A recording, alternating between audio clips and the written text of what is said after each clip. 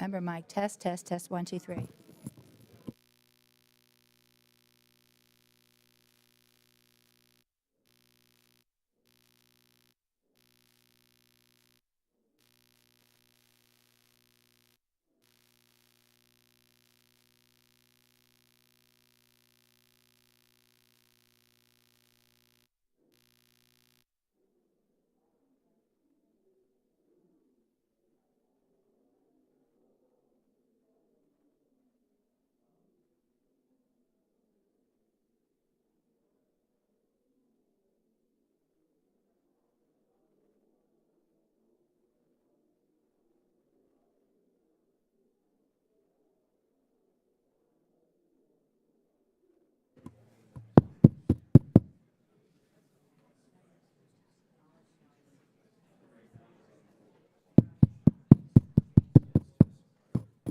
Test, test, test. Member Mike, 1, 2, 3.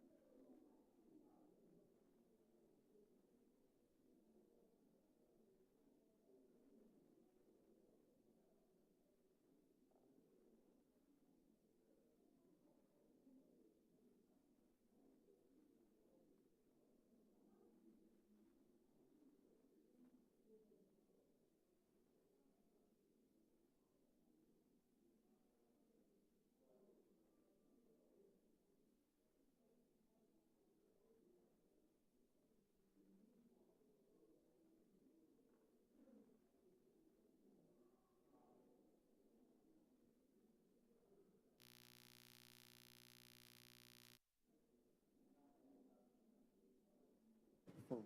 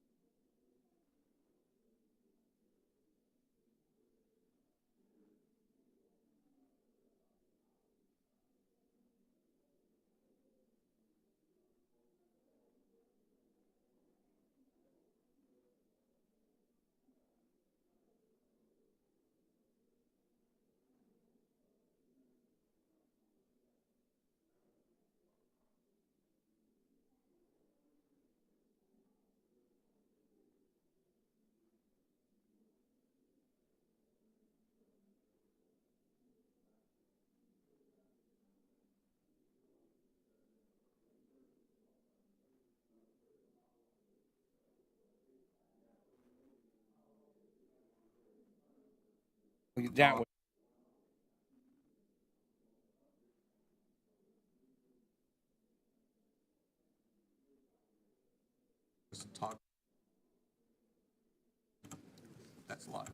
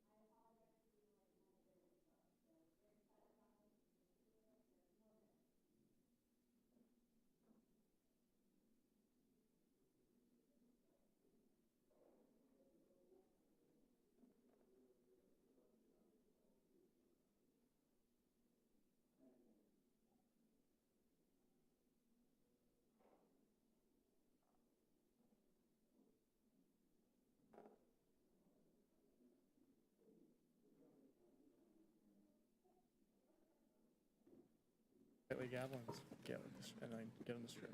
I'm gonna wait for Mrs. First. And then I can do it. Okay. The Task Force on Declassification of Federal Secrets will come to order. Welcome, everyone. I request unanimous consent that Mr. Biggs of Arizona, Mr. Perry of Pennsylvania, Mr. Ogles of Tennessee, and Mr. Moskowitz of Florida are permitted to participate in this hearing for the purpose of questions. Without objection, so ordered. Without objection, the chair may declare a recess at any time. I now recognize myself for the purpose of making an opening statement. Good afternoon, esteemed colleagues, distinguished guests, and fellow Americans watching today. We stand at a pivotal moment, a juncture where history demands our unflinching attention and our unwavering commitment to the truth. The assassination of President John F. Kennedy on November 22nd, 1963 remains one of the most defining and haunting events in our nation's history. For over 6 decades, questions have lingered, shrouded in secrecy and speculation. With the recent efforts made to declassify over 80,000 pages of classified documents, fighting against the request of redactions, combined with prior releases under the previous administration, we have an unprecedented opportunity to peel back the layers of the dark day and lay bare the facts for all to see. For the first time in years, we are seeing a complete cooperation between the U.S. government enterprise. Today marks a historical day in our nation's history. After over 80,000 pages were declassified by this administration and previous documents declassified under previous admins were located at the National Archives, it is time to present the findings to the American people so that they can determine the truth for themselves. What has been alarming to me is the amount of stonewalling the federal government put forward to hide this information from the American people. The days of overclassification in the name of national security is coming to an end. The revelations emerging from these files are nothing short of staggering, discoveries that challenge the long-held assumptions and raise profound questions about what we've been told happened on that day. Investigators poring over these pages have uncovered evidence that demands our scrutiny, evidence that suggests the official narrative may have been incomplete at best and at worst deliberately obscured. It has become apparent that in this investigation, some factions of the federal government did not want to be transparent. This type of perspective cannot exist in a free and fair society, and today we have called some great witnesses. To be quite honest, we had more, but for various reasons, those individuals did not want to come forward. I also understand the implications that this has on the family, and it is not our objective to reopen old wounds, but to ensure that what happened to President John F. Kennedy can never happen again in U.S. history. That can only be done if the truth is known to the American people and the facts are able to speak for themselves. The courage of those who are here today, experts in their fields, underscores the gravity of this moment. Their testimony will help us piece together a puzzle that has been fragmented for too long. Let me be clear. There are sincere concerns and discrepancies regarding the Warren Commission pushing forward a narrative without all the facts and, according to testimony of various witnesses, omitting evidence. I would also further argue that the handling of this investigation has largely contributed to the deep distrust the American people have had with the federal government and various intelligence agencies. It is those facts that I hope to present to the American people today. For years, we've relied on a report that, while maybe well-intentioned, was built on a foundation of omissions and half-truths. Now, with these newly declassified documents, we can confront those discrepancies, whether it's inconsistencies in witness accounts, overlooked intelligence, or the troubling indications of interference that investigators are just now bringing to light. This is not about rewriting history for the sake of sensation. It's about honoring our duty to the truth and to the citizens we serve. As we begin this hearing, I ask you to approach it with open minds and steadfast resolve. The American people have waited long enough. They deserve answers, not obstruction. They deserve a government that trusts them with the unvarnished reality, not one that hides behind locked vaults. What we uncover today may unsettle us, but it will also empower us to learn from the past to protect our future and to ensure that transparency triumphs over secrecy. Let us proceed with the seriousness this moment demands for the sake of justice, for the memory of President Kennedy, and for the soul of our republic. Thank you. I would like to now recognize Ranking Member Garcia for the purpose of making an opening statement. Well, thank you very much, Chairwoman Luna. Before I begin, I just want to just publicly first congratulate you on a, I think, tremendous effort, obviously, within the Congress and your support of new parents in the Congress. And I also want to recognize the hard work that many folks from our caucus as well participated in, but I think that was a very courageous step forward, so I want to just congratulate you on your success so far, and we look forward to the days ahead there. Now, I've been asked to serve as the ranking Democrat on this task force to ensure that we remain focused on transparency and have a focus on the truth. Now, declassification of historical documents and careful review of the research can always provide us new and meaningful information to the public on a variety of topics. Now, for this hearing, I do have some broad remarks about declassification, but I want to start with, I think, really grounding us in who President Kennedy was and some facts about the president and his legacy. Now, we know that President Kennedy's assassination was a defining moment in our history and a genuine trauma for millions of Americans and people across the world. It has been, of course, an object of interest for decades. It's also a very human tragedy. President Kennedy was a son, a father, a brother, and a husband, and we should never lose sight of his family, and they're having to revisit this moment over and over again, as of course it's an important moment in American history. And I also don't want to lose sight of President Kennedy's legacy. President Kennedy stood proudly for American leadership. He fought for values all over the world. In the face of Russian threats, he told the free people of Europe that he stood with them. And he told the world, of course, over and over again, that America would stand for peace and for justice. And I want to read a quote that he said that America would, quote, pay any price, bear any burden, meet any hardship, support any friend, oppose any foe to assure the survival and the success of liberty, end quote. We know he founded the Peace Corps, USAID, and his patience and restraint guided the world through the Cuban Missile Crisis. He reminded us that, and I quote, civility is not a weakness, and sincerity is always subject to proof, end quote. Of course, he broke barriers with our nation's first Catholic president, and in an inaugural address, he reminded us that we all have the power to abolish poverty as a single important mission of the United States and the world. He believed in service, he believed in government, and that government could achieve big things. He also, of course, fought for everyday things that Americans cared about. He fought for unions. He fought for federal workers to organize. He increased the minimum wage. And he laid the groundwork for the Civil Rights Act and called upon Americans to address the moral crisis of racial injustice. President Kennedy was actually the president that coined the phrase, a rising tide lifts all boats. It's a vision of the world, of course, where we all work together to make the country a better place for everyone. And I do not want to lose sight of his legacy in today's hearing or in any future conversations about this, of course, horrific moment in American history. His values are values that motivate us all to this day. Now, I also share the chairwoman's interest in transparency, and in transparency in a variety of topics. We've worked together on various issues that relates to UAPs, other declassification issues, and we know that in the past, the government has overclassified documents. I mean, I think that is a known fact that we should all agree on. This has been a bipartisan priority and discussion for decades. Now, in the past, we've had the House Select Committee, of course, the JFK Records Act, and releases of records, including the most recent, of course, tens of thousands of pages that were recently released. We know that today our federal agencies obviously have in the past obscured information and key facts from the public for too long. Overclassification at the expense of transparency is something we should all take seriously, but also note that it's incredibly serious and a delicate subject. Now, the CIA and the FBI, to be clear, particularly from this period of time in history, were deeply flawed institutions. To be clear again, the CIA and the FBI routinely overclassified documents in many instances, not just on the subject of President Kennedy and the assassination, but in multiple other subjects as well. And so I think it's important that we understand that, particularly during this period of time, there was an overclassification of documents on a variety of subjects. So it's of course responsible that we stick to facts, that we don't speculate, but certainly also allow new information to come into this hearing and for the public. It's important that we recognize that this process and safeguards do exist for a reason, and I hope our witnesses today will focus their testimony on information which is grounded in facts, in truth, and they can provide this task force with more information. I hope that we have an informative and respectful hearing, and I yield back. Thank you, Chairwoman. Thank you, Mr. Garcia. Thank you, Mr. Garcia. Our witnesses today are Mr. Oliver Stone. Mr. Stone is an Academy Award-winning director and has directed more than 20 feature films, including JFK in 1991. Mr. James DiEugenio. Mr. DiEugenio is a researcher and expert on the assassination of former President Kennedy. He's an accomplished author and has written numerous books regarding the assassination of President Kennedy.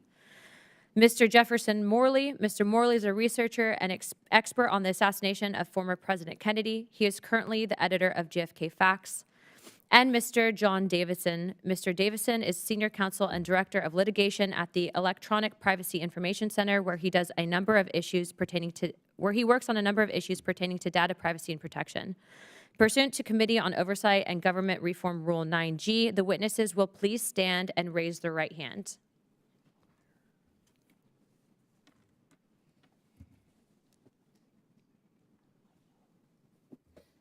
Do you solemnly swear or affirm that the testimony that you're about to give is the truth, the whole truth, and nothing but the truth, so help you God? Thank you. Let the record show that the witness answered in the affirmative. The task force certainly appreciates you for being here today, and we look forward to your testimony. Let me remind the witnesses that we have read your written statements, and they will appear in full in the hearing record. Please limit your oral statements to 6 minutes. As a reminder, please press the button on the microphone in front of you so that it is on and the members can hear you. When you begin to speak, the light in front of you will turn green. After 5 minutes, light will turn yellow, and after 6 minutes, you'll get gavelled. I now recognize Mr. Morley to give an opening statement. Thank you to all the task force, the House Task Force on Declassification. It's an honor to testify before you. It's a solemn responsibility to report on the disturbing new revelations that have emerged from the newest JFK files. And it is a grave matter to assert that CIA officers were culpable or complicit in the death of a president. So I want fact checkers to have all the evidence that I'm used to support my testimony today. I speak with the benefit of 3 decades of reporting on the JFK story. My first article on the role of the CIA in the events that led to the assassination was published in the Washington Post 30 years ago this week. As I pursued this story, I practiced the tried and true techniques that I learned at the Post. Knock on doors, get 2 sources, follow the money, start with the cover-up and proceed to the crime, and always ask the question, what did they know and when did they know it? I did not start with a conspiracy theory, and I did not go looking for a smoking gun. I started with an open mind and looked for a fact pattern. As I interviewed and reported and researched on this story and the role of the CIA, I consistently avoided judgment on who was responsible, individually or institutionally. My research and reporting simply didn't give me a clear answer to the question, who killed JFK? What was clear over time is a new fact pattern. In the spring of 2023, the CIA fully declassified for the first time its pre-assassination file on Lee Harvey Oswald, the accused assassin who denied killing the president and was killed himself in police custody before he could defend himself. I have a copy here of the CIA's pre-assassination file on Lee Harvey Oswald, and I'm submitting it for the record. The declassified Oswald file runs to, and fact checkers can confirm this, 198 pages. In the fall of 1963, in November of 1963, this file was held in the office of James Angleton, counterintelligence chief at CIA headquarters in Langley, Virginia, not 5 miles from the White House where President Kennedy lived and worked. To be sure, the declassified Oswald file is not a smoking gun. I showed it to journalists whose judgment I trust, and they shrugged. They said this is evidence of incompetence. CYA, they said, cover your ass. I didn't quite believe that, but I couldn't prove them wrong until March 18th. That was the day that the National Archives began posting long secret JFK assassination records that had been withheld from the public view for decades. I started by looking at 9 declassified documents about Mr. Angleton. He was the man who compiled the Oswald file. And when I came to a long secret transcript of Angleton's testimony to the House Select Committee on Assassinations in 1978, My reservations about passing judgment on the responsibility vanished. One newly declassified passage showed that Angleton had lied under oath about his surveillance of Oswald's correspondence while he lived in the Soviet Union from 1959 to 1962. And that, for me, was a tipping point. The transcript, which the CIA withheld from public view for half a century, confirmed a disturbing fact. James Angleton is the third senior CIA officer known to have lied under oath about what they knew about the alleged assassin Oswald before JFK was killed. The first was Deputy Director Richard Helms. He lied to the Warren Commission in May 1964 when he said under oath the CIA had only, quote, minimal information about Oswald before JFK was killed. 198 pages of information cannot be truthfully described as minimal. The second CIA officer who lied was George Joannides, chief of the Covert Action Branch of the Miami Station in 1963. His agents in the top-secret AMSPEL program generated propaganda about Oswald's pro-Castro activities both before and after the president was killed. 15 years later, in 1978, the CIA inserted Joannides into the House JFK investigation, and he blocked any investigation of contacts between Oswald and his AMSPEL agents. Obstructing Congress cannot be considered evidence of incompetence. And this is what I believe in summary. One false statement might be incompetence. A second false statement might be CYA for the first false statement. But 3 false statements by top CIA officers about Kennedy's accused killer, that is a pattern. It's a pattern of misconduct.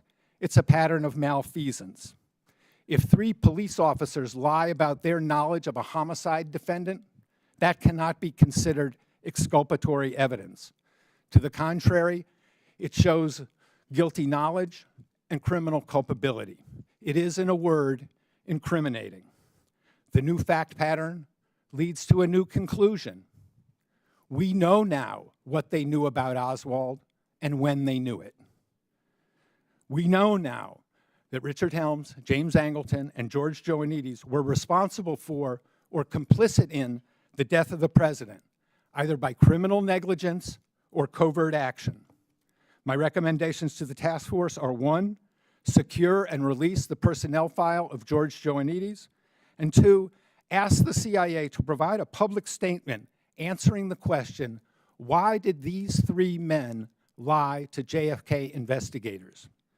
The answers will help fulfill the task force goal, the president's goal, and the people's goal of full and complete JFK disclosure. Thank you. I now recognize Mr. Stone for an opening statement.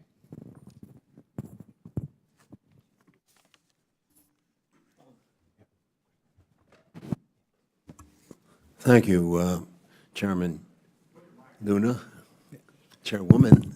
Yeah, it's a pleasure to be here. You know, I was here 33 years ago. I was sat in one of these rooms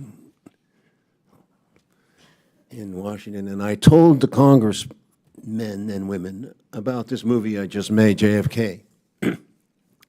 And half of them were wondering what all the fuss was about. It was just a movie. And the other half were passionate in responding to the cries of their constituents that demanded no more national security reasons preventing this from getting to clarity on our president's assassination. The Warren Commission of 1964, as it turned out, got us to second base with a lot of unknowns. And what was that? Obfuscations. And it all got crazier and crazier, sides taken on this and on that, and what happened that awful day. It wasn't clear as to who the heck did this. Killed the president at high noon in Dealey Plaza in Dallas on November 22. And then year by grudging year, we learned in increments a little, but not much more. Often one step forward and 2 steps back. And now it's 2025. 58 years since Jack Kennedy was killed in '63. Repeat, almost 60 years. That's about 2 generations. Let's say from 1900 to 1960. As a result of the 1992 hearings that resulted from my film, in which I participated, Congress passed the JFK Records Act, which firmly said all the records out unless you have a strong reason to protest our national security. All the reasons, all the records out, which is exactly what this case was, a national security matter. Our president was killed. What is more important than that? Well, the Assassination Records Review Board really tried for a few years, till 1998, to get those records out. But they didn't get any cooperation, although mandated by law, from the Central Intelligence Agency, which operated and still operates as a taxpayer-funded intelligence agency that arrogantly considers itself outside our laws. They say things like, "We will get back to you on that," and they never do. Or they give me a day and I'll come up with a reason why this matter is a national security matter, et cetera, et cetera. Nothing of importance has been revealed by the CIA in all these years, although we know from other records that there's a illegal criminal activities in every facet of our foreign policy in practically every country on earth. Just to begin, Cuba, Vietnam, Indonesia, Egypt, South America, the Middle East. We could write a whole separate history of our country from the viewpoint of the countries.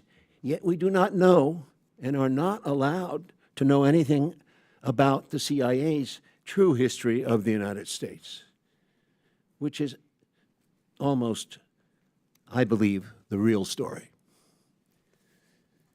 There are many people, some in this room today, who do care and remember the details and the clues. There are real people alive with the integrity of a true detective, like that of the fictional detective Sherlock Holmes, willing year by year to track this cold, cold case, to not so much prove it or debunk it, but essentially to know if this so-called democracy of ours has a foundation or a future, a meaning or a purpose for our country, to mean something more than its wealth or its military might, to the people here and all over the world who loved President John Kennedy, who know he really wanted peace in our time. And by that, he said clearly in one of his greatest speeches, not a Pax Americana enforced by American weapons of war, but a genuine peace. A peace he described so beautifully that we could all share in because we all live on this planet. We all breathe the same air. We all cherish our children's futures, and we are all mortal. Can we return to a world where we can trust our government to level with us, the people for which this government exists? And if some people in power betrayed our Constitution and chose the path of war over peace, let the rest of us see past the lies and let us hear what we think happened. And with that knowledge, let us forgive, but not forget the transgressions, and let us praise the representatives, Democrat and Republican, who believe with the vast majority of the American people that the truth is the greatest treasure a Socratic soul can attain in this lifetime. I ask the committee to reopen what the Warren Commission failed miserably to complete. I ask you in good faith, outside all political considerations, to reinvestigate the assassination of this President Kennedy from the scene of the crime to the courtroom, which never happened, but which means the chain of custody on the rifle, the bullets, the fingerprints, the autopsy that defies belief, and that if it were a murder, we'd have given to the poorest man dying in a gutter. Let us reinvestigate the fingerprints of intelligence all over Lee Harvey Oswald from 1959 to 1960, his violent death in 1963. And most importantly, this CIA, whose muddy footprints are all over this case, a true interrogation. James Angleton, before he died, who was one of the original members of the CIA, was talking about Dulles and Helms and the others, what he called the Grand Masters. And he's a Catholic. Angleton was a Catholic, in search perhaps of repentance before his death.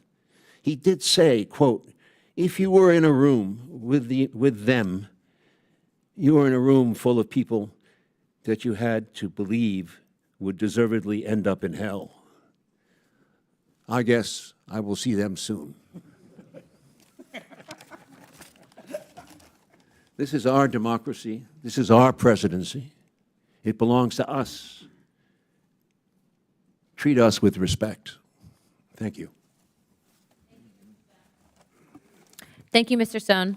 I now recognize Mr. DiEugenio for an opening statement. Thank you, and thanks for having this hearing.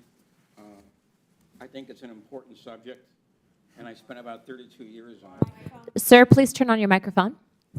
Thank you. Do I have to hit this? Yes, sir. Is The that big better? red button. Okay, good. Why are we here? Why are we dealing with a subject that occurred over 60 years ago? Well, the JFK case is one that simply will not go away, no matter how much the MSM tries to minimize it or make it disappear. 65% of the public does not buy the Warren Commission verdict of Oswald as the lone assassin. But even more startling, and this is very important, I think it speaks to the point that Mr. Garcia was talking about. Over 90% of the public believes that something monumental happened after the Kennedy assassination, that the United States went from a country that was bathed in triumphant optimism after World War II to one that was now covered with cynicism and skepticism. All right, so as you can see, me, Oliver, and Jeff are not alone in those feelings, all right? Now, what's the immediate reason why we're here today is, well, according to a congressional statute, we should not be here. And I'm sure you're aware of this, because the JFK Records Collection Act said that in October of 2017, everything on the Kennedy case should be declassified, no matter what. And President Trump actually talked about this about a week and a half before it was supposed to be done. And he said he was looking forward to doing this. And by the way, if you know the statute, he was the only one who could stop it from happening.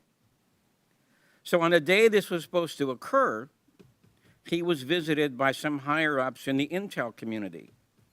And under their, I believe, unwise advice, he reversed what he had said. He did declassify some documents, but not all. But before anybody jumps on me, I don't want to say that this is a partisan issue, because President Biden was pretty much the same thing, all right? And some would say, like my friend Andrew Eiler here, that he might have been even worse on this subject. Now, during the last presidential campaign, candidate Trump was reminded of this reversal. It was not by the MSM, of course. It was by two independent broadcasters, Joe Rogan and Andrew Napolitano. And I think this was the impetus for him to sign the executive order, which he did. And to his credit, he added the much ignored King case and the RFK case. Now this committee has decided to back that executive order up, which I think is salutary.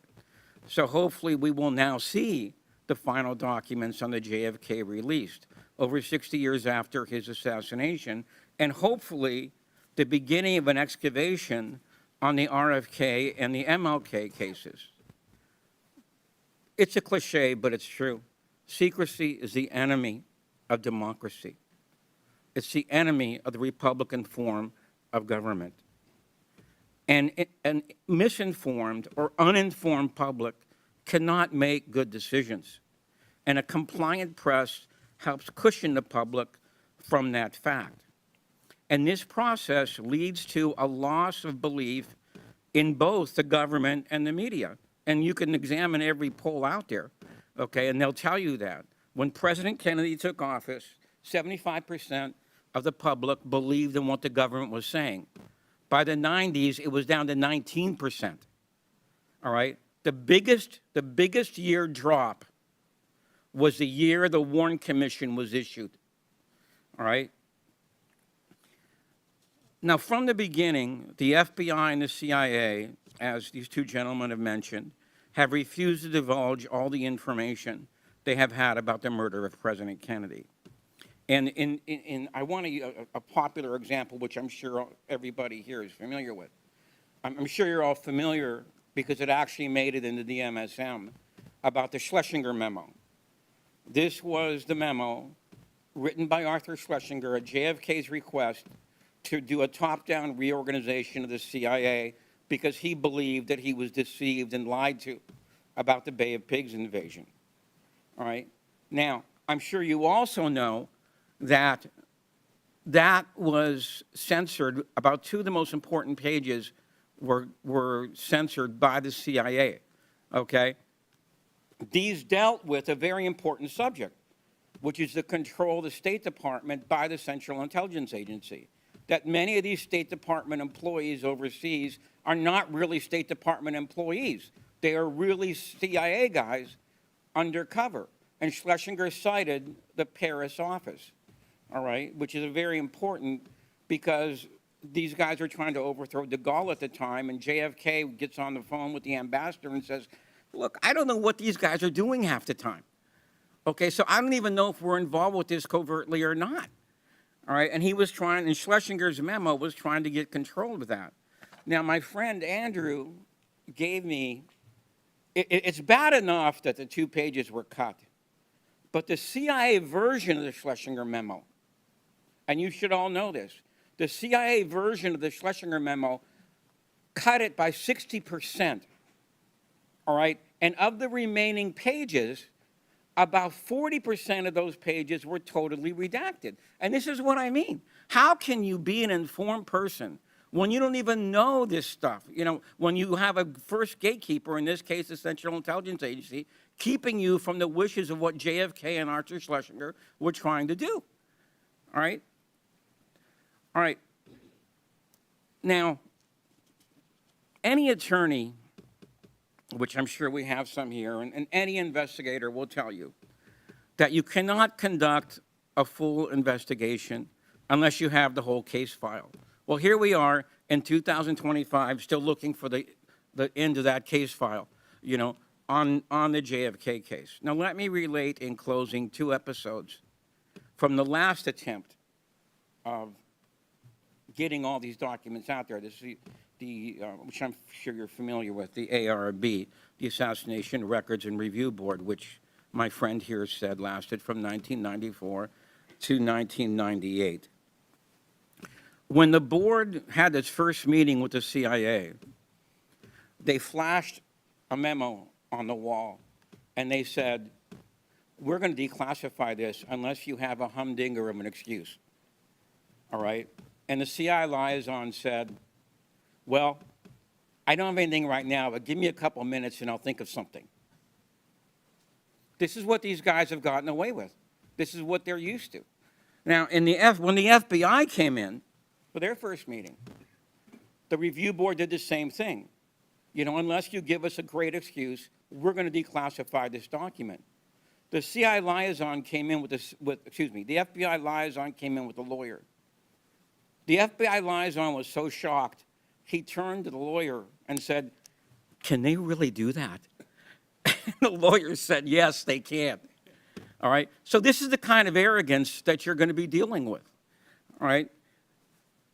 So I really hope that people will learn from the past, learn from these experiences.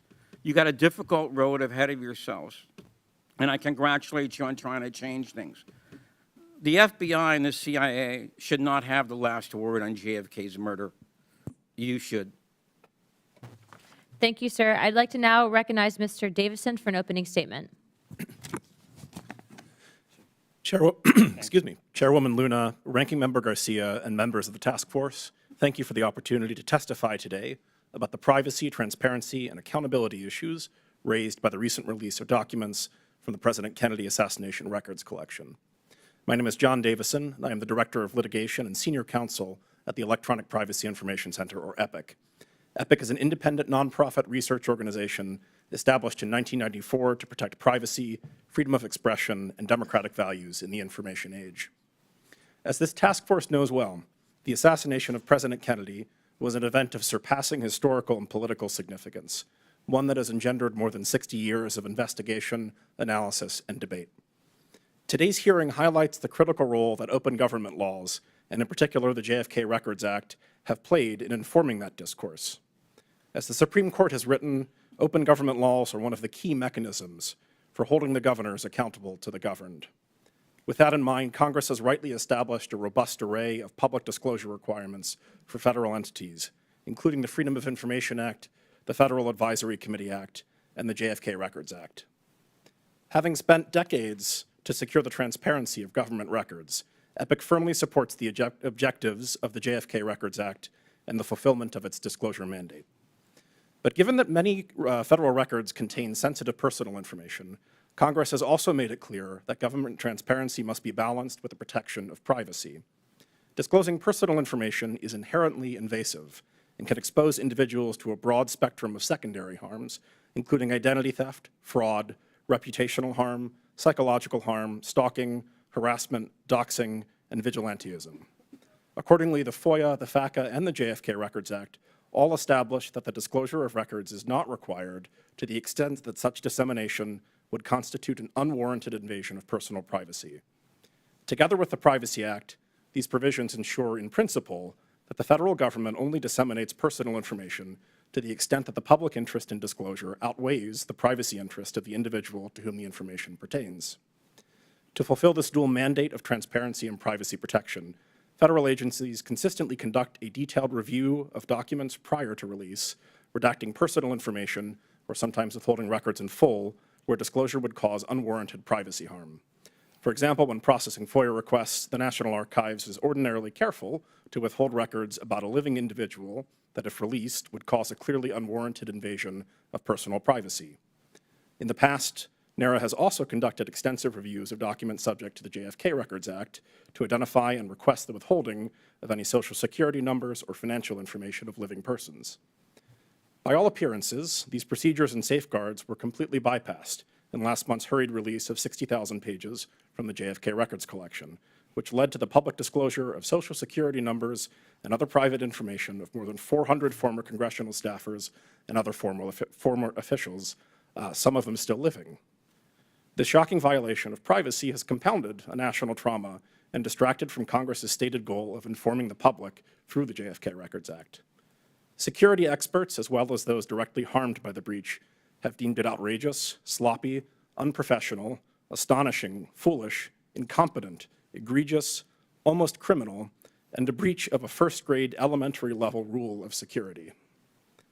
NARA has reportedly begun to reach out to individuals affected by the breach, and the White House has promised free credit monitoring services and new Social Security numbers to those affected. But these steps are too little, too late. The bell can't be unrung. There are several lessons to draw from this episode. First, Congress has mandated that agencies take steps to prevent unwarranted invasions of privacy resulting from records disclosures for good reason. This incident illustrates why those procedures must be followed, even when logistically or politically inconvenient.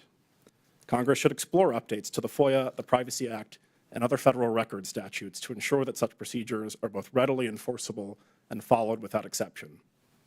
Second, while prompt disclosure of public records is essential, fire drills that make it impossible to ensure the redaction of sensitive personal information are a threat to privacy and to the public. Although it is difficult to see how any agency could have completed an ongoing review of 60,000 pages within the 24 hours abruptly allotted, this incident serves as a reminder of the need to adequately fund public records offices throughout the federal government to ensure that they can carry out their weighty and growing responsibilities in a timely fashion. Third, this breach, while deeply serious, is a drop in the bucket compared to the wrongful disclosure of personal information now occurring within and between federal agencies. Failing to rein in the ongoing government-wide misuse of systems of records by largely unaccountable actors risks far more dangerous consequences. Thank you for the opportunity to testify today.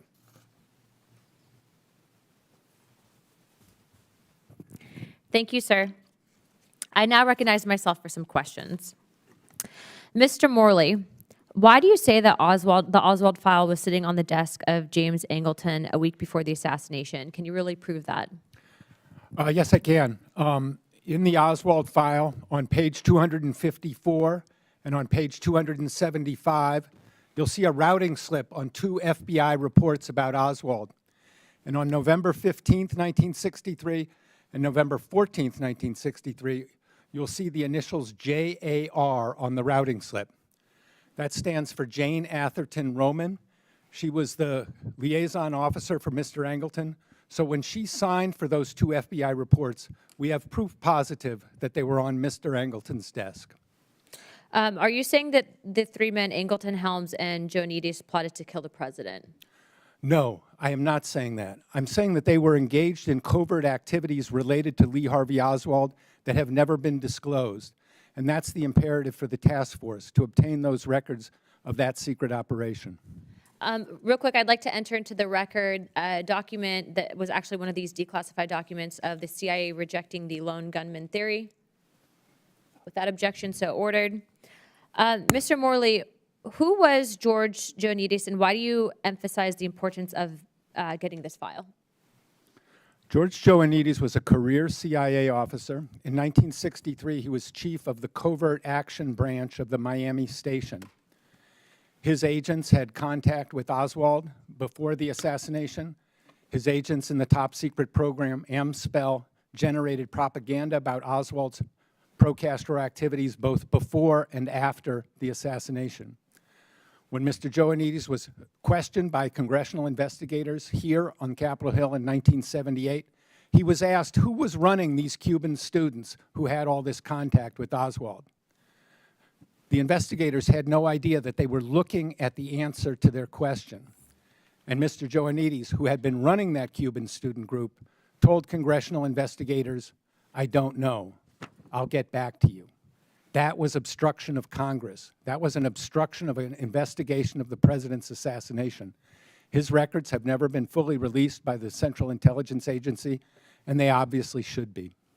Mr. Morley, you actually had written an article specifically addressing a whistleblower that had reports at the CIA, potentially showing information that Oswald was in Mexico City. Can you speak more to that? I was approached a few years ago by a man who had worked inside the CIA, had a very high security clearance.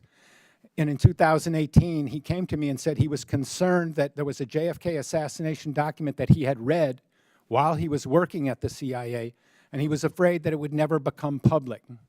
The man was taking considerable legal risk by talking to me. He was talking about classified or potentially classified information. So I published his story last year without his name, which is not something that I usually do. I don't like stories with anonymous sources, but I felt that it was important to get out, and he felt it was important too. I have spoken with him, and he says he is willing to come public and tell his name under his own story with assurances that he will not face legal retaliation. I hope that's something that can be arranged in the near future. Thank you. Mr. Stone, if you could for a moment, you had mentioned earlier about some anomalies in the autopsy. Would you be able to speak to that? I have about 1:19 left. One of the things that we did in our documentary, JFK Revisited in 2021, was show as much as we could about the autopsy, including the fact that there are 40 people still alive, as far as I know, who witnessed at Parkland and at Bethesda a large gaping wound in the back of President Kennedy's right head, indicating a shot from the front that blew out the rear of his, and they all point, if you look, there's a picture, they all point to the same place on camera, right here, in the back of his head. That's one very disturbing point. Additionally, there's a lot of inconsistencies in what was seen and done. The tracking of the bullet, the concept of a magic bullet, which deserves a lot of deserves your reexamination. And I think Jim is more expert in this than I. If I can point to him, he's my researcher. Well, thank you. I'm sure that will be in the next line of questioning. I'd like to now recognize Mr. Garcia for 5 minutes. Thank you, Madam Chair. Thank you again to our witnesses for all of your testimony. Just want to run through a few questions that might bring some clarity on some of the opening statements. And I do want to just recognize also and restate the concerns that we should all have about overclassification over the last few decades, especially when it came to the CIA and the FBI. Mr. Morley, I know you didn't say this explicitly in your testimony. I just want to clarify. I think it's good for the record. Now, we know that your research, of course, is very focused on what the U.S. government knew about Lee Harvey Oswald. I think you made that also very clear. You believe Lee Harvey Oswald fired the shots who killed President Kennedy. Is that correct, sir? He was not solely responsible for the president's... The microphone. No, I don't believe that President Lee Harvey Oswald shot President Kennedy. I don't think the evidence supports that. You don't think the evidence supports that he fired the shots? He might have fired a gun. He was not the intellectual author of the president's death. Okay, and I wanted to clarify, because I think the firing of the shots, I just wanted to clarify that you do believe that he fired the shots. No, I don't. Okay, That has not been determined by the evidence. Okay, well, I want to just get you to clarify that. Now, I want to also just say a few points. You, Mr. Morley, you have said that the CIA was not forthcoming with Congress in past investigations, correct, sir? Yes. Okay. I know you have said that you also you have said that CIA counterintelligence was also either new information or could have been responsible in some sort of broader plot. Is that correct, sir? Correct. Okay. But you have said, I think, just to correct what you said, you have said, though, that there is no direct evidence as of today that the CIA committed the assassination. Is that correct? I would say that the fact pattern that has emerged in last month shows culpability or complicity in the president's death. But no direct evidence. Is that correct, sir? We have very direct evidence of the CIA's surveillance of Oswald. No, I'm not asking about that. I agree with you, sir. I mean direct evidence that the CIA is connected to the assassination. All of these events connect the CIA to the assassination. And I understand that, sir. I'm just telling you my interpretation of what's been presented is that I have not seen direct evidence. I'm not saying, by the way, that there haven't been, that the CIA or the FBI haven't been involved in a variety of covering up information in the past. We know that to be true, but I just want to make sure that I'm very clear that I have not seen direct evidence yet. Okay. Thank you. I want to just recognize again, the overclassification issue is an issue, and I appreciate that clarification. I also think it's important that we're very clear with the public that we shouldn't be no one should be defending the CIA or the FBI, particularly from this period of time. I think they were involved in very questionable practices, not just on this issue, but on a variety of issues, so I understand that. I want to also just so that note that we should follow, of course, the facts wherever they go. Mr. Morley, in the run-up to this hearing, I know that there was some public reporting about this video that has been referenced. It's never before seen video of the shooting. That video itself is not a secret. I mean, JFK researchers have known about this video for a few years. Is that correct? For decades, yes. Okay. And the film is not definitive about Oswald's whereabouts at the time of the incident. I don't, no, it is not. Okay, and it's not regarded as overly important by serious JFK researchers. Would you agree with that? Correct. Okay. And it has never been a factor in major analysis in the causes of JFK's assassination. Is that also correct? Not in mine and not in any of the researchers I work with. Okay, thank you. And I think it's important to clarify that because I think there's a lot of speculation and Yes. interest in the video, but I think we should be very clear about what the video actually is. Also, I know as it relates to the rollout of the JFK files, it also included a lot of, I think, personal information. And Mr. Davisson, I just want to turn to you for a minute. One of my concerns, of course, has been that a lot of personal information was actually released and has actually caused harm to certain folks. Can you just kind of speak to some of the concerns about the way that was released? That would be helpful. Sure.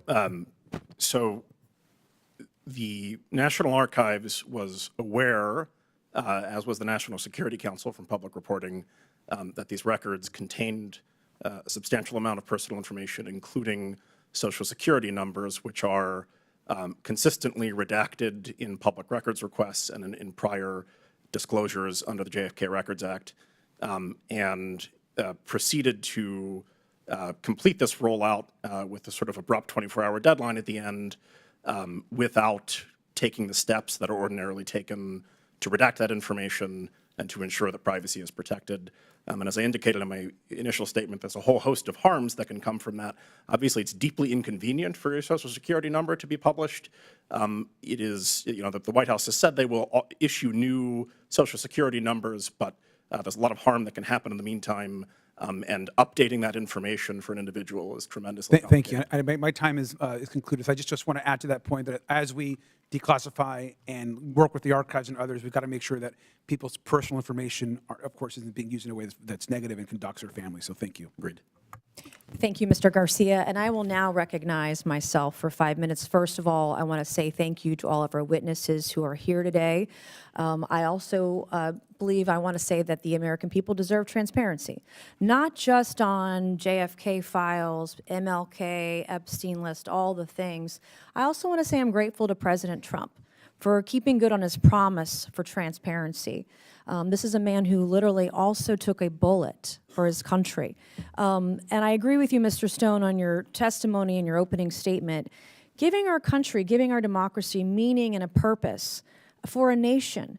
And that, to me, personally means getting to the bottom of the truth, getting the truth out of whatever three-letter agency is hiding information, whether it's from Congress, whether it's from the American people. But sunshine literally is the best medicine. And we've just seen over the last few years, regardless of your politics, but we saw 51 intelligence leaders sign a letter saying the Hunter Biden laptop was fake. Turns out that was a cover-up. We saw a presidential candidate and Donald Trump spied on by the political opposition. We saw Biden's health care, his health. The previous administration lied to the American people about the president's health. They called his falling down cheap fakes. We saw the origins of COVID covered up by a government. We saw documents after documents, hidden from the American people. Donald Trump was treated differently when they found documents at Mar-a-Lago versus the way Joe Biden was treated when they found documents in his garage. The government tried to cover it up, tried to cover from him. We were lied to about drones just in the last few months. And so when we talk about this, the deep state, not only was it around during JFK's assassination, but it's here today. It is right before our eyes. And they are doing this in real time with regards to the Epstein list. which the government still has not released today, and the American people deserve to know who rich and powerful is on that list and who the government is covering up for. So for decades, we've seen this happen, and I'll get to a few questions. Mr. Morley, I want to start with you first. You said, according to your testimony, in asking, what did the CIA know and when did they know it? What do you think that is? What is the answer to that question? I want to preface my remarks by saying I'm a liberal Democrat, and I don't shy away from that. That's part of my reporting, and that's part of my reputation for straight shooting. What did the CIA know about Lee Harvey Oswald, and when did they know it? A whole lot. 198 pages worth of information were on the CIA's desk when President Kennedy left for Dallas. So that foundational fact should guide us in understanding what happened. So who do you think fired the shot?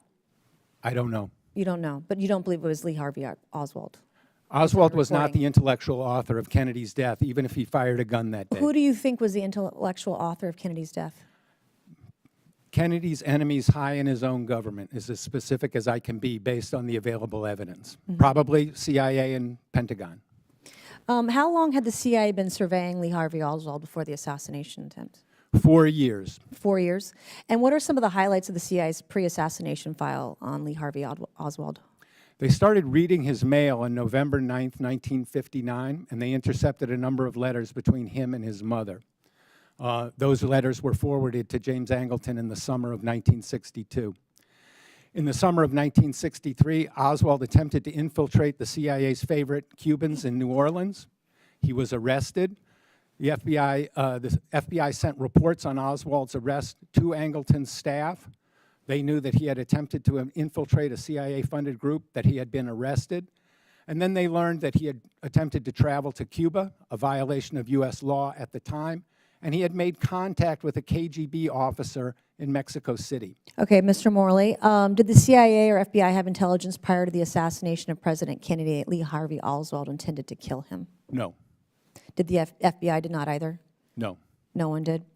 And then how do we, Mr. Davisson, how do we make sure the government is more transparent with Congress? You have 20 seconds. Good luck.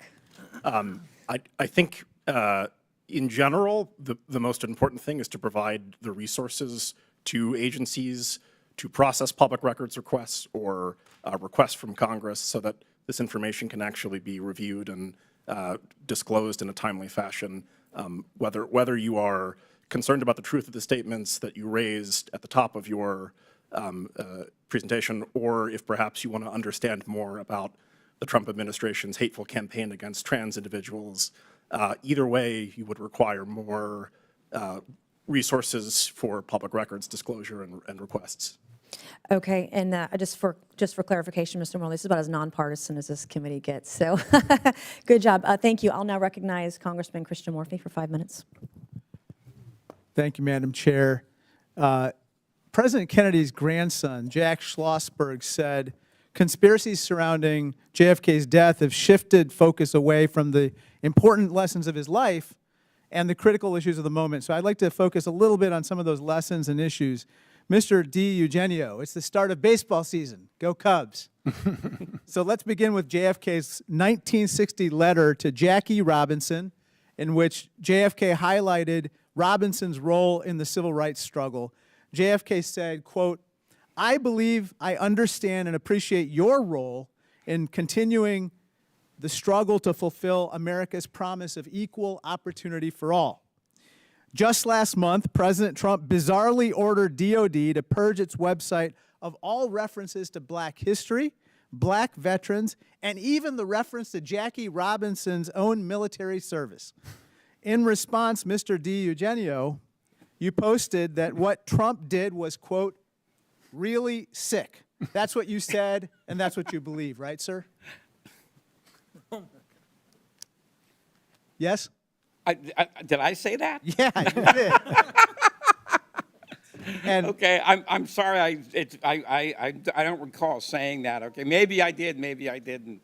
Okay. Yeah, it's I right wish here. you'd have This is given the me tweet. before so I could have looked at it. Mr. Mr. Morley, you said that JFK, quote, took great risks on behalf of all Americans in resisting the forces of militarism and racism. Yes. Donald Trump, on the other hand, recently eliminated, believe it or not, the prohibition on federal contractors using or maintaining racially segregated facilities. JFK would have rejected what Trump recently did, correct? You know, I was invited here to talk about the JFK files, and I don't want to make a partisan political issue of it. Like I said, I'm a liberal Democrat, and if in general I had to choose between a conservative Republican like Donald Trump and a liberal Democrat like JFK, I would choose JFK. Well, let me talk about USAID for a second, because that was something that JFK actually established. Sir, recently, USAID is now being shuttered. Again, that is something that is a very important part of his legacy, and that's something that he would have opposed, obviously, correct? I think President Kennedy would have said that no government agency is sacrosanct, and I'm sure he would have said that any federal agency that should be abolished should be done in consultation between the President and Congress. And that hasn't been done here, yes, sir? Not that I know of. Let me turn to another topic. Mr. Stone, some of your films, such as Platoon and Born on the 4th of July, were inspired by your own military experiences in the Army when you deployed to Vietnam in the 60s, right? That's correct. We have this picture here of you in Vietnam. Thank you. I thank you deeply for your service. We actually found a picture of you in Vietnam, and you were awarded the Bronze Star for Valor, correct? That's correct. You've written that your Bronze Star was because of your actions during a, quote, mean little ambush, which had cost you a lieutenant, a sergeant, and even your scout dog, correct? I'm sorry, I didn't hear that. What was he saying? He said, did it cost you a lieutenant and your scout dog, the ambush? No, that's another incident, sir. That was later on in another infantry unit. That was the reason that led to my Bronze Star. Bronze Star came in August of that year. This wound occurred in October of '67. Can I ask you about that? It's ambushes like this where sometimes people are waiting opportunistically to fire upon you, but sometimes they have some type of information that allows them to lie in wait for a surprise attack. And part of that information could be your whereabouts or the timing of your arrival, correct? You're talking about friendly fire or fragging? Is this what you're... Ambush from the enemy. Ambushed, to be ambushed by your own man? Your own troops? Is that what you're saying? Ambushed by the enemy, the adversary. The adversary. Okay. Well, I'm a little confused, but I just want to make the point that, yes, there was a tremendous amount of friendly fire casualties in Vietnam, and there's in any war, I believe. In my experience, 10% doesn't even describe it. I think it's closer to 15 or 20% in terms of friendly fire deaths and wounds. Yeah, Mr. Stone, we'd like to thank you for your service to this country. You are a war hero. You have a Bronze Star and a Purple Heart, and I think this committee reflects that. Thank you. The chair would like to now recognize Mr. Burchett. Thank you, Chair Lady. For over 50 years, the assassination of President Kennedy has been shrouded in secrecy and corruption. The American people have been lied to repeatedly by this federal government. President Trump's executive orders declassified the critical documents, I think, is a step in the right direction. But Congress must ensure that the bureaucrats in Washington, D.C. don't get away with what they've done, and they don't get in the way of transparency. Mr. Stone, I know you've talked about chain of custody, and I'd like to hear your thoughts on some of the NBC videos.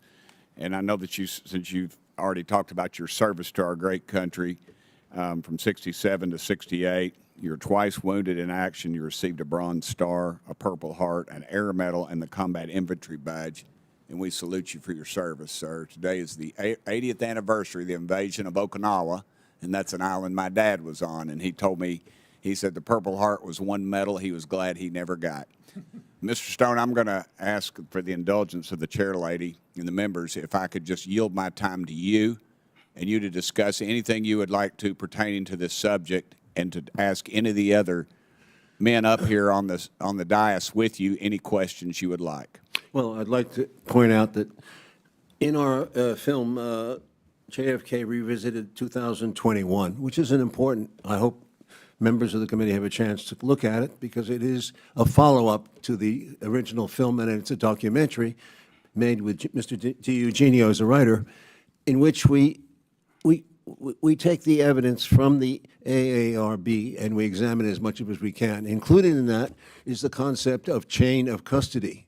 We interviewed Henry Lee, who is one of the country's leading, what would you call him? He's the leading criminalist in America. Okay, a criminalist, whatever that. Okay, he was saying to us repeatedly, and he's on camera, a chain of custody has to go from the scene of the crime to the courtroom. Otherwise, it doesn't. You cannot bring the charge on Oswald or anybody. Well, that doesn't exist in this case. We went through this in the documentary. The rifle itself is not the one that is described in the film. It was shown of a man, a detective walking out with a rifle in his arms raised. That rifle does not resemble the one that was bought by Oswald out of the Chicago, supposedly bought by Oswald. Hidell was his name. The one held up was a Mauser, and the one he allegedly shot him with was a Mannlicher Italian carbine, I believe. The difference is that the one in evidence is longer. It's about 4 inches longer. It has a sling to it, and it has a screw in the butt of the rifle, which I consulted with some rifle experts, and they said Oswald could not have done that by himself.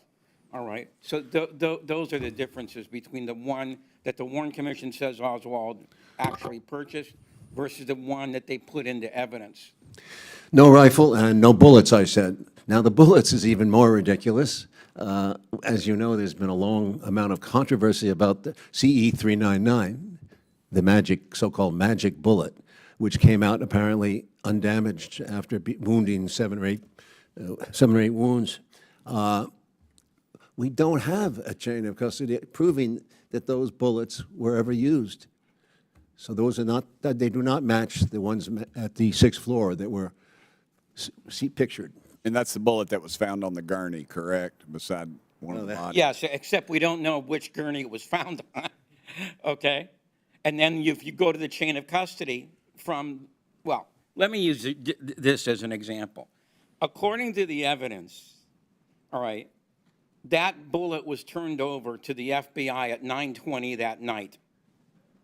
Okay, well, here's the problem. Frazier, who was the FBI ballistics expert, had the bullet at 7:35. How on earth can you have a bullet that hasn't been delivered into the White House? Because that's where the exchange took place. So that's one of the big problems. And I could go on for 2 hours on what's wrong with CE-399 as a piece of evidence. I don't think any district attorney in the United States would even try and submit CE-399 because it would blow up in your face. Concerning the medical that he mentioned, in the House Select Committee volumes, Volume 7, page 37, you will see a quote saying that the witnesses at Bethesda did not see this blown out back of the skull, which the witnesses at Parkland Hospital saw, which is strongly indicative of a shot from the front, all right? Well, this is what happened. When the ARB declassified all the medical files from the House Select Committee on Assassinations, that turned out to be a lie, because as many people at Bethesda saw this blown out back of the skull as saw it at Parkland. There's, I think, 21 and 21, so you have a grand total of 42 people. Can 42 people all be wrong? You know? I mean, that just defies imagination. 435 people are often wrong, but that's Congress. Thank you, Mr. Burchett. Ms. Lee, you're now recognized for 5 minutes. Thank you, Madam Chair, and our Ranking Member Garcia for convening today's hearing, and thank you so much for the witnesses for being here. I don't want this task force to get drawn too far down the conspiracy theory rabbit hole. when we convene these hearings, because the reality of the CIA's past action is troubling on its own. This dump of documents alone showed evidence of illegal surveillance, break-ins, overstepping of authority. We've even got specific instructions on how to wiretap, including how to use certain chemicals to create markings on phones to tip off spies. But we already knew this was happening. We knew that the CIA committed human rights abuses and illegally surveilled people, which is why the work declassifying these documents is so important. We've got to have transparency, right? So that we can learn to do better, so that we can hold agencies accountable. But being reckless with this sensitive information is also not the way to do it. Declassifying documents around the assassinations of President Kennedy and Martin Luther King Jr. is a serious matter, and we owe it to the American people to get it right. Unfortunately, the rollout of documents we've seen so far has been sloppy and rushed. The release didn't really give us a smoking gun, but it did produce a plenty of collateral damage. Trump's actions have jeopardized the safety and security of hundreds of former congressional and federal employees by releasing their social security numbers and personal information to the public. And for what? To score political points by rushing the release. Many of the people whose personal information has been exposed are rightfully afraid about their identities being stolen and about threats to their personal safety. And people identified in the documents are already being forced to get new social security numbers at a time when President Trump is literally dismantling the agency that administers them. Mr. Davisson, President Trump ordered the declassification and release of tens of thousands of pages within 24 hours. Do you think that that was problematic? And if so, why? Thank you for the question. It was. Going back to January, there, of course, was the executive order requiring the disclosure of all the records in the collection. My understanding is that the process was playing out, that the archives was conducting the review it needed to determine what few bits of these records needed to be redacted to protect, among other things, the privacy of individuals whose information was contained therein. And then that process was short-circuited. And despite awareness at the National Security Council and the archives that the disclosure of these records would cause tangible privacy harm, the rollout was conducted without redactions all the same, leading to the situation where hundreds of social security numbers have been disclosed, creating a quite scary and alarming situation for those whose numbers were implicated, who now have to rush to place freezes on their credit accounts, if they're issued new social security numbers, to update all of that information with all of their various accounts and creditors and so forth. So that it is a serious issue for the people affected, and it could have been avoided with just a little bit more due diligence of the sort that the archives normally exercises. Yeah, so is there a way that Trump could have protected that personal information? Is there a way that the president could have protected that information? Yeah, by going through the ordinary process of reviewing these documents and dictating that these particular social security numbers and other sensitive financial pieces of information would not be disclosed with the records. Certainly, thank you. Mr. Morley, as someone who's read through all of the documents, do you think that the documents could have been better organized so it was more accessible to more people? I want to say that the release of the social security numbers and other personal information was unprofessional, reckless, careless. I'm the vice president of the Mary Farrell Foundation, which sponsors the largest online archive of JFK, RFK, and MLK records. And I was authorized by the president to release this statement about the social security numbers. While the MFF is an advocate of full transparency and the JFK Records Act make no exception for such information, we are electing to redact all the social security numbers in these records, unlike seemingly mundane document details, which sometimes do add to the history of the case. Yeah. Social security numbers add nothing of value and expose their holders to possible identity theft.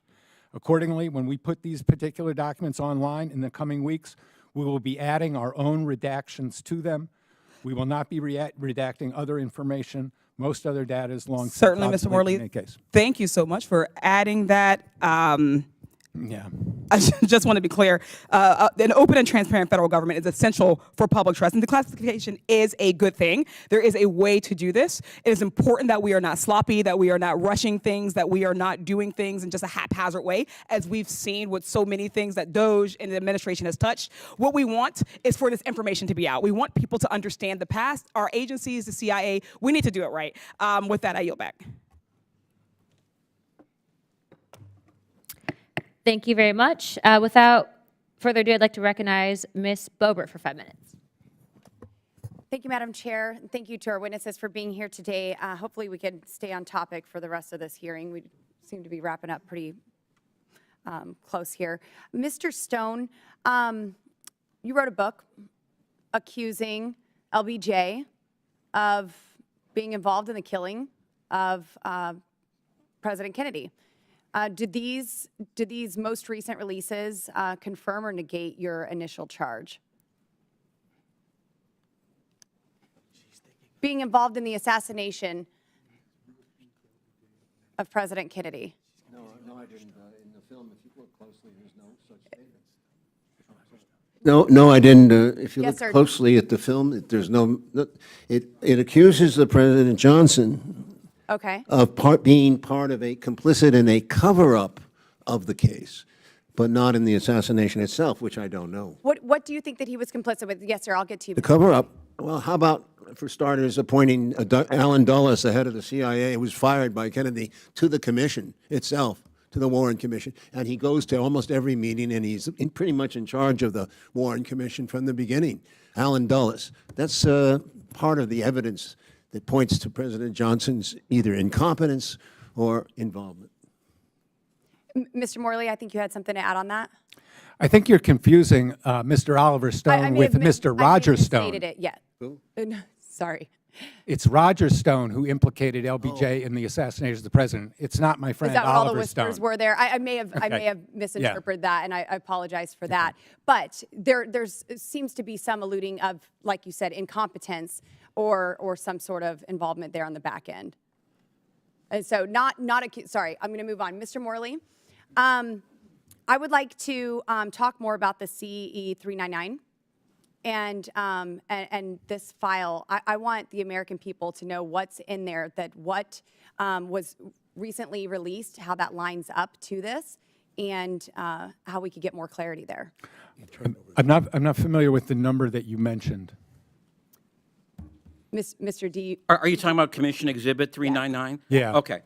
I yield my time to Without Jim. laughing.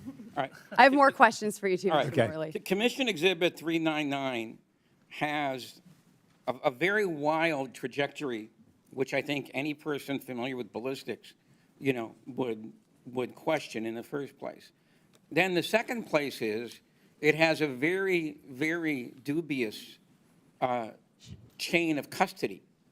All right, from it was first captured at Parkland Hospital. Tomlinson and Wright, who worked there, turned it over to the Secret Service. Then the Secret Service turned over to the FBI. Any investigator would want to interview Mr. Wright because he was the security guy who turned over the bullet to the Secret Service. Well, Wright was not interviewed, and there's a good reason he wasn't interviewed. When Josiah Thompson was writing his book, 6 Seconds in Dallas, he interviewed O.P. Wright, who was the director of security at Parkland Hospital. And he said, yeah, I'm the guy who gave and Thompson put up a picture of CE 399 in front of him. And Wright said, they say that's the bullet that I turned over to the Secret Service? And he said, yes. And he says, no, I did not turn over that bullet. And he opened up the drawer, okay, and because he was in charge of the whole security thing, and he pulled out a bullet and says, this is the kind of bullet that it wasn't a hunting round, okay? All right? And so he said, and he was, by the way, he was so stupefied that after the interview, he chased Thompson down the hallway. And he said, are you sure that's the bullet I said, that they said I turned over? And he said, yes. And he just shook his head. I can't believe, he couldn't believe it. Thank you. I would love to go into that deeper. But Mr. Morley, before my time is up, why do you believe that the CIA was surveilling Lee Harvey Oswald in the years before JFK's assassination? And what methods did the CIA use in this surveillance? One of the documents that was released last month revealed that when Angleton put people on the list for intercepting their mail, his purpose was to approach them to be a contact or a source. So I believe that Angleton, when he put Oswald under mail surveillance, was considering using him as a contact, as a source. The means of surveillance that were used were first mail surveillance, and then Oswald came under photographic surveillance, wiretap surveillance, and contact with CIA-funded groups. Thank you. Madam Chair, I yield. I now recognize Ms. Crockett for 5 minutes.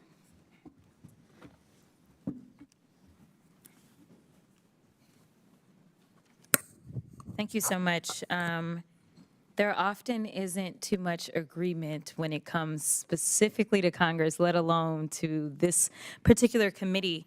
And I will tell you that y'all have given me all the feels as someone who had an opportunity to practice law. So when you start talking about things such as chain of custody, these are the things that I used to challenge all the time as a defense attorney.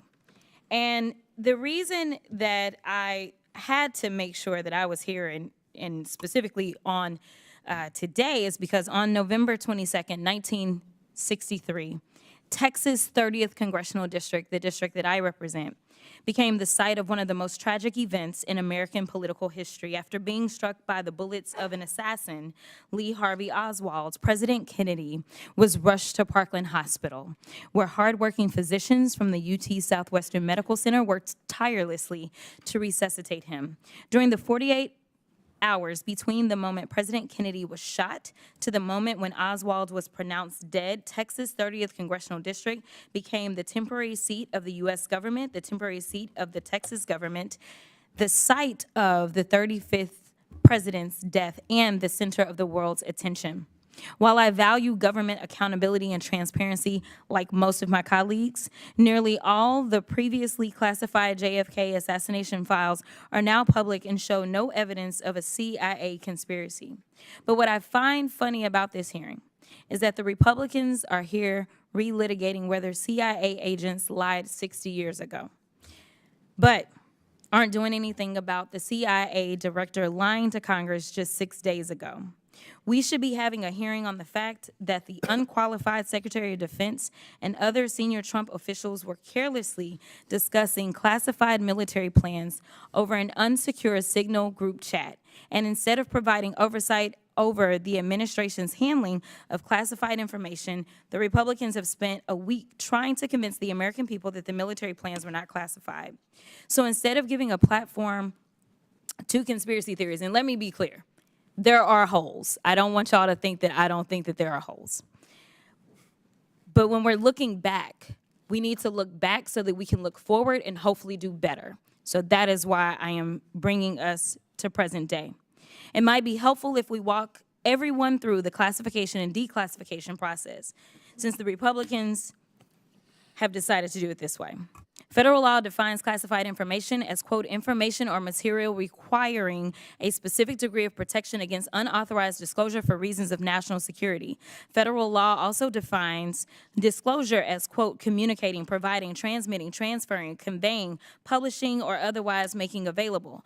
Congress has long enacted classified information laws that forbid the disclosure of classified information. Separately, Executive Order 13526 puts in place a uniform system for classifying and declassifying national security information. According to the executive order, classified information includes the following, quote, military plans, weapons, systems, or operations, intelligence activities, including covert actions, intelligence sources or methods, and foreign relations or foreign activities of the United States, including confidential sources.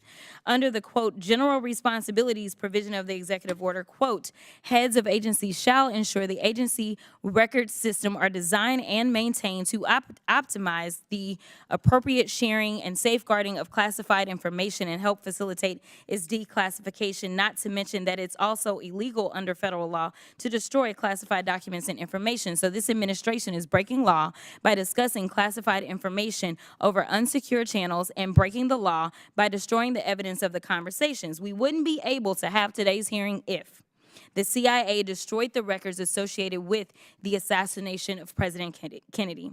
So, Mr. Morley, wouldn't it be impossible for you to accurately report on the JFK assassination if the CIA and FBI deleted all documents like the Trump administration officials plan to do in the Signal group chat? The CIA destroyed a lot of records related to President Kennedy's assassination. Again, I didn't come here to engage in a debate about partisan politics. I think everybody agrees about the JFK files.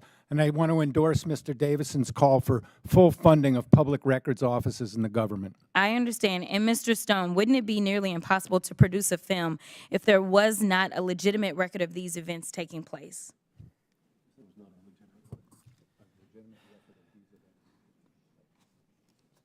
Well, that's a very good question. Not really. Oh, I'm sorry. That's a very good question. Not really. I mean, the events unfolded as they did, and right away, from day one, people were pointing out inconsistencies, way before there was an official record of this. Thank you. With that, I will yield.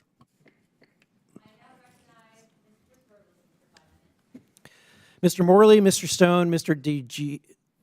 DiEugenio, I just want to say thank you for being here, taking time out of your day, and I want to apologize that not everyone on this hearing seems to want to use this time to its fullest extent. And so I want to start by saying thank you, Mr. Stone.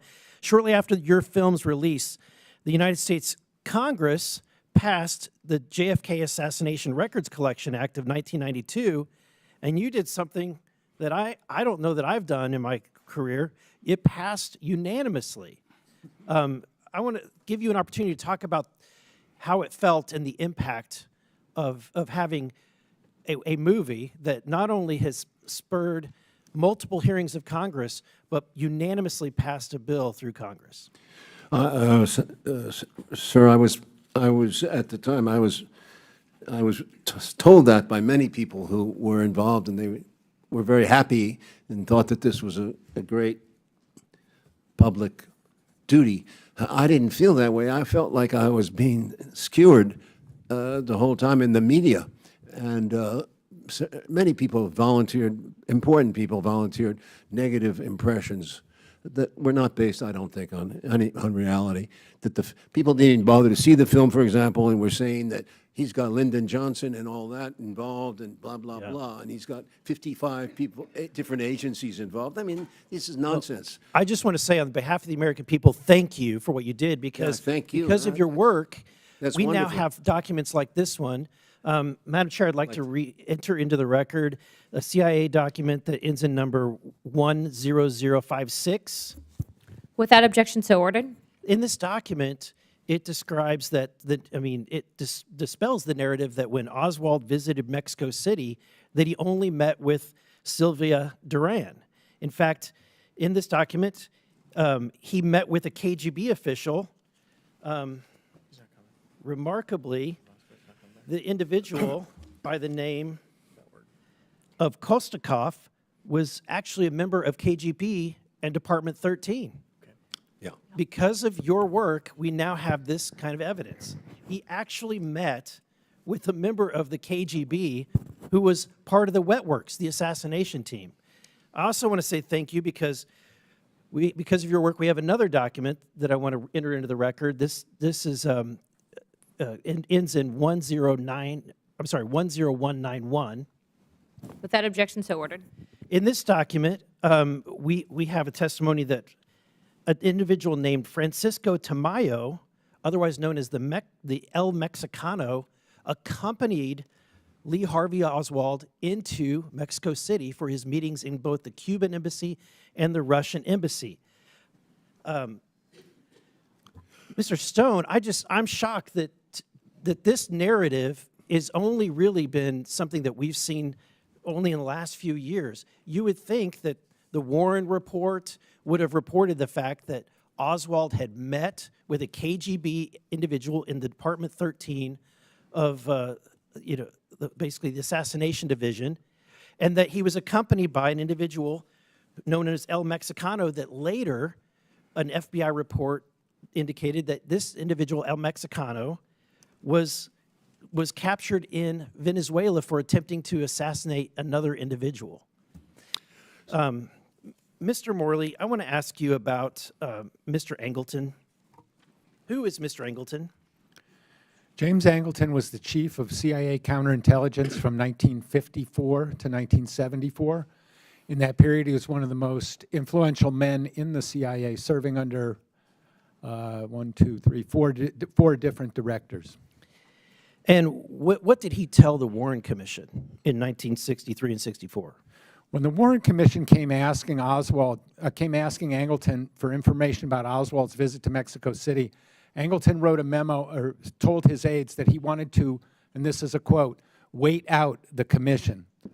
He did not cooperate, and like like Richard Helms, they both basically fooled the Warren Commission and deceived them about what they knew about Oswald.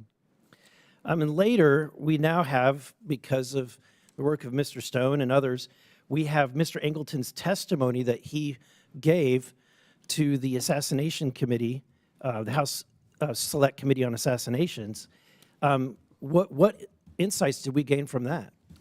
This document was not fully declassified until March 18th, and in there we learned for the first time that Angleton had lied to the House Select Committee when he testified in October 1978 in an office building about 2 blocks from here.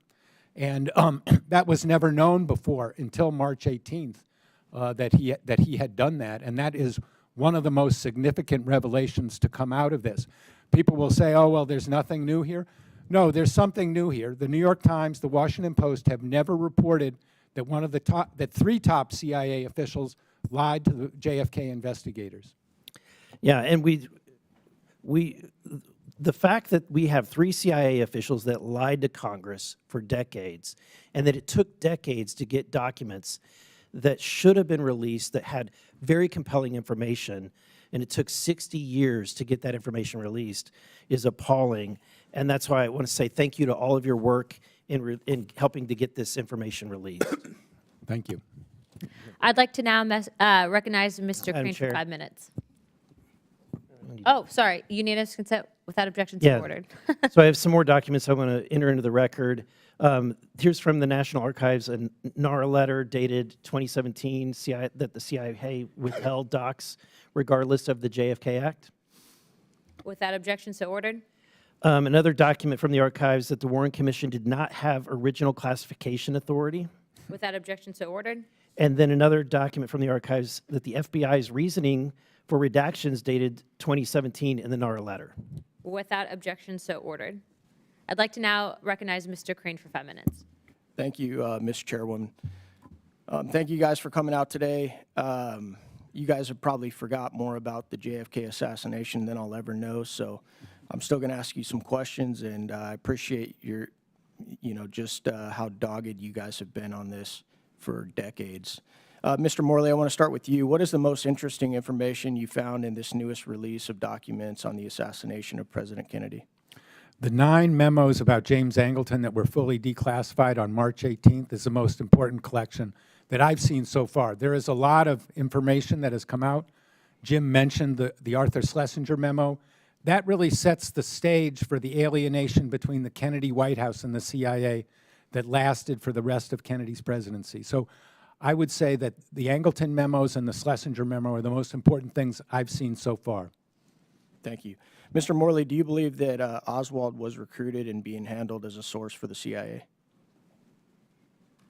I believe Oswald was an agent of influence who was manipulated by the CIA. Okay. And as I was going through some research, one of the things that I found interesting, and please correct me if I'm mistaken here, any of you guys on the panel, but Mr. Underhill, who was a CIA agent himself, who apparently left D.C. the days after the assassination in a hurry Gary Underhill then confided in a friend that a clique within the CIA had assassinated Kennedy. He also told his friends that he may need to leave the country and that he feared for his life. Mr. Underhill was then found dead 6 months later. I'm going to start with you, Mr. Morley. Do you find those types of stories surrounding Mr. Underhill to be credible? Mr. Underhill was hardly alone in suspecting CIA involvement of the assassination. President Harry Truman suspected it, President Johnson suspected it, and President Richard Nixon suspected it. So I think that Gary Underhill was a man who worked in the intelligence community and was in a position to know something. His story's not confirmed, but it's consistent with what lots of other people thought.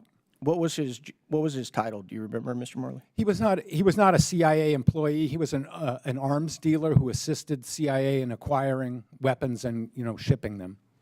Do you know how he died, Mr. Morley? I don't know anything more than was reported in the documents. Mr. DiEugenio, do you know how he died? DiEugenio. Sorry about that. You're not the first one. Yeah. Do you know how he died, sir? Mr. Underhill.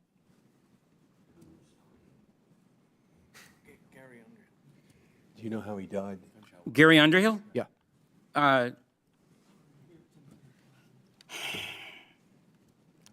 Gary Underhill his body was discovered by his friend Asher Burns, who was a magazine writer at the time.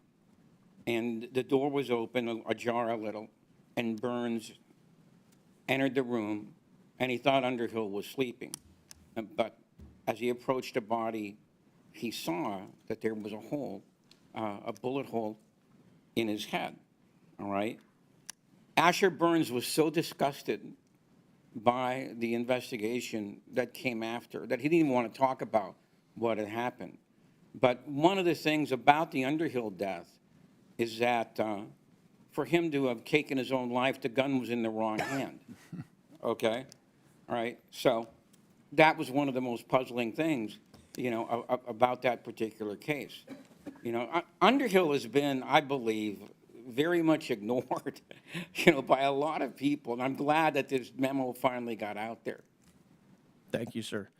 Mr. Morley, are you familiar with Michael Franchese, who is a capo for the Colombo family? I've appeared with him twice on the Piers Morgan show. That's all I know. Okay, thank you. He claims that the mob was involved in this hit since the deal between the Kennedys and the mob was broken after the election. Do you find that to be credible? I think Mr. Franzine's contention that the organized crime role in President Kennedy's assassination is very clear, and he said that it was common knowledge among the crime bosses who he dealt with that their role in the assassination was to eliminate the chief witness, Lee Harvey Oswald. Mr. Franzine said that both times when I was on Piers Morgan with him, and I believe him. Yeah. Thank you. This question is more based on the future, or I should say the present day. After 2 assassination attempts of President Trump within the last year, and the little that we now know about Thomas Crooks and Ryan Ruth, do any of you guys on the panel believe that we are seeing history repeat itself? No. Mr. Stone? I expressed my own surprise that so little do we still know about Mr. Crooks and the other assassination attempt. So I would see similarities here. Thank you. I'm out of time. I yield back. Thank you very much. I'd like to now recognize Mr. Gill for 5 minutes. Thank you, Chairwoman Luna. According to Pew Research, trust in the federal government has plummeted from 74% in 1958 to 22% in 2025. That's a trajectory that is utterly unsustainable and in the long term incompatible with democratic self-governance. Unfortunately, a lot of that decline in trust is justified. The JFK assassination the JFK assassination happened over 60 years ago, and we still don't have all of the facts about what happened that day. Mr. Morley, thank you for being here, and thank you for all of your work that you've done on this.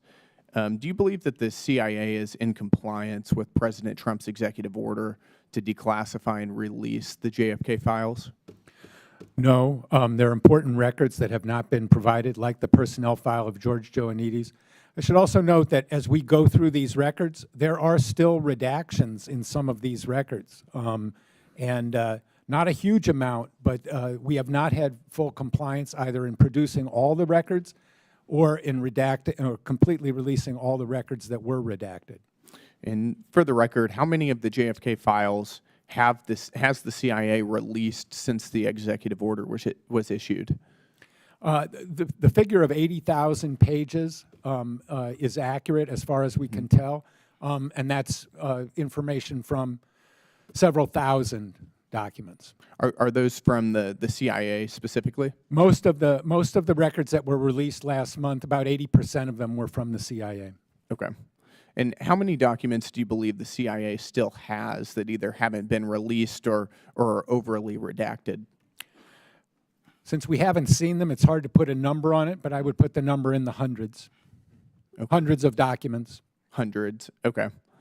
And you are one of the foremost researchers on this topic. In your opinion, since the Warren Commission, has the federal government been forthcoming with information related to the JFK assassination? No. All of this information could have been released a long time ago. By law, all of it should have been released 8 years ago. So the attitude of obstruction and obfuscation from the CIA started on November 22nd, 1963, when CIA officers started lying about what the CIA knew. And that attitude, unfortunately, has continued to the present day. And we've had several congressional investigations related to these files. During those inquiries, in your estimation, do you believe that any FBI, CIA, or other government officials have lied under oath or deliberately misled investigators? In my remarks, I identified 3 of them who definitely lied. It's beyond reasonable doubt. Counterintelligence Chief Angleton, Director Helms, and Branch Chief George Ioannidis. Mm-hmm. And given the amount of uncertainty that we have related to these files, do you believe that there's information that we'll never know about because, for instance, maybe the information has already been permanently deleted or the figures involved have died? I'm actually optimistic that we can get to the bottom of this matter. We have a new attitude on the part of the government. We have President Trump's executive order, which strengthens the existing mandates of the JFK Records Act. So I think if the task force and the public and the Congress apply pressure and demand this material, we can get it and we can reach a decisive clarification about the causes of President Kennedy's assassination. Thank you, and I'd like to yield the balance of my time to the chairwoman. Thank you very, very much, Mr. Gill. Mr. Stone, I'd like to ask you specifically, in talking with you earlier, you mentioned 3 women that were witnesses that had their testimonies omitted by the Warren Commission in regards to seeing Oswald in the book depository. Can you speak to that a little bit, please? Yes, it's a very interesting piece of information that we put into our documentary, JFK Revisited. It came out of the AAR. It came out of the ARRB, or it came out from... I'm not sure if it... Anyway... It came out in recent years. It came out in recent years around that time. Barry Ernst wrote about it and was interviewed in our film, in which he says that in addition to... There were 3 women on the 4th floor who, during the time of the assassination, they witnessed it from above, and immediately they were headed down to see what was going on at a closer angle. 2 of the women went downstairs quickly. The 3rd woman, Dorothy Garner, who was a supervisor, an older woman, watched them go down the stairs. They were down, all this happened within 30 seconds. Oswald was if he was on the 6th floor, which I sincerely doubt, had to be a track star to store the weapon, to run across the floor and go down those same stairs, and appear as he did to Marion Baker in the 2nd floor lunchroom. All of this was highly unlikely, and I think that should be addressed. 2 of the women are still alive. See, no, Victoria Adams passed away. I think Sandy Stiles is still alive. The Garner, it's called the Stroud document, and it has Garner's testimony in it. All right. This was discovered by writer Barry Ernest in 1999 as a result of the ARB.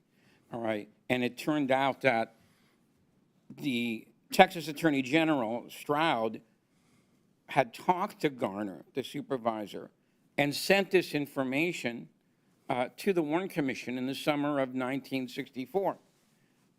But you won't find it in any of the Warren Commission volumes, even though it's a kind of important piece of evidence, because Garner said that, you know, she never saw Oswald on the stairs, and the two girls went down before the policeman and the supervisor, Roy Truly, came up. So it's very hard to believe that Oswald was tearing down those stairs, you know, and this woman never saw him.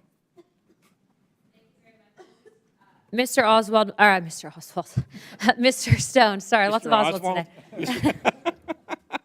Mr. Stone, one of my last questions for you before we wrap up this hearing.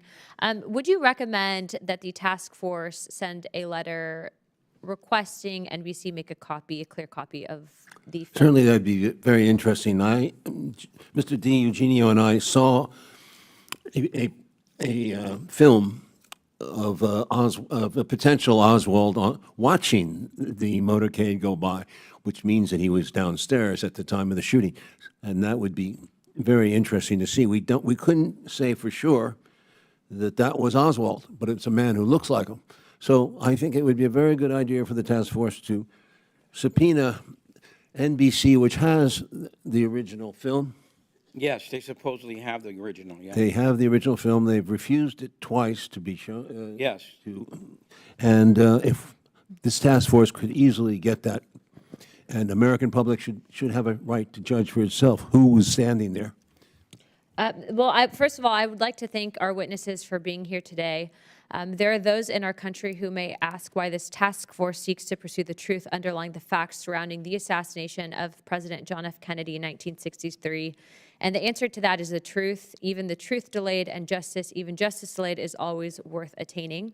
And the men and women who have sought answers regarding the assassination of the American President John F. Kennedy for all the world to see have been obstructed and hampered by our own government for over 60 years.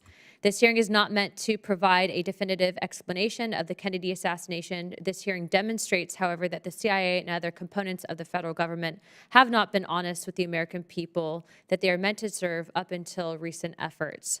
And the American people must hold these agencies accountable, and they can. I've invited Mr. Stone, a filmmaker, to this hearing because he did just that, motivating Congress in the 1990s to pass a law that began the declassification process.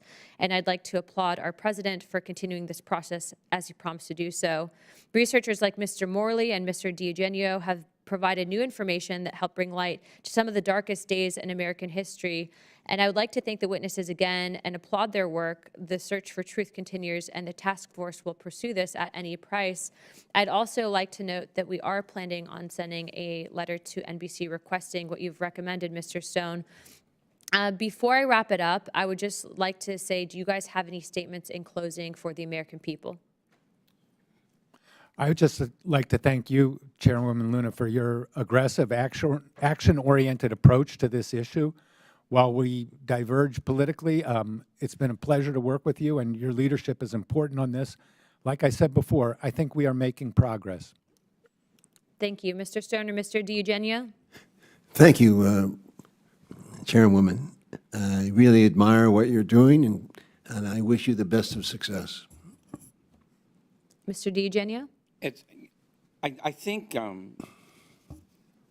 think one of the things that the committee should do is talk to some of the people who were on the ARB so you can understand just how difficult it was for them and why they couldn't complete their job.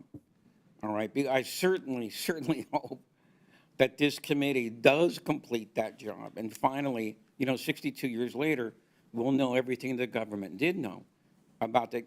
One thing that the gentleman down here asked about, see, very few people know there were 3 attempts on JFK's life in November, okay? There was one in Chicago, there was one in Tampa, and then there was the successful one, in Dallas. The Chicago attempt so much resembles what happened in Dallas that if the Secret Service would have given all those records over, okay, then the Dallas one might have been prevented. At the one in Tampa, that one, there was just the opposite of Dallas. You had wall-to-wall Secret Service, FBI, et cetera. And Kennedy was so happy that he got away, that he stayed after at the Floridian Hotel and insisted on shaking hands with every single officer that was involved in that attempt, all right? So these are some of the records that are still out there. Thank you very much, Mr. DiEugenio. Mr. Davidson? I'll just thank you again for the opportunity to testify and to encourage the task force again to take all steps possible as this process moves forward to ensure the protection of the privacy of individuals who are named in these records and to ensure that federal public records offices have the resources they need to provide valuable public information to the public in a timely fashion. Absolutely. I know that, although I do not speak for this administration, that I know that everyone is well aware of the Social Securities and working to the best of their ability to ensure that those people are taken care of. So that is being looked into on our end. Without further ado, without objection, all members have 5 legislative days within this to submit materials and to submit additional witnesses or written questions for the witnesses, which will be forwarded to the witnesses for response. If there are no further business, without objection, the task force stands adjourned. Thank you.